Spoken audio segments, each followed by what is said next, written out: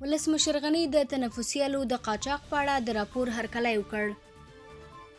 افغان ولسمشر پر عامې روغتیا وزارت د وروستیو تورونو په غبرګون ویلي د شفافیت رامنځته کوونکو خبري راپورونو هرکلی او ملاتړ کوي. نوموړي دا خبرې د افغانستان اقتصادي عالي شورا په ناسته کې کړې دي.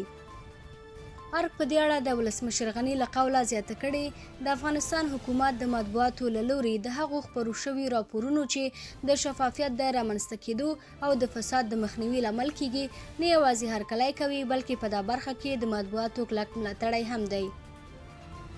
په دې وروستیو کې د پژواک خبري آژانس د یو راپور پر اساس د افغانستان د عامې روغتیا وزارت 22 هغه تنفسي آلې چې له بهر افغانستان سره مرسته شوي دي پاکستان ته قاچاق شوي او پلورل شوي دي.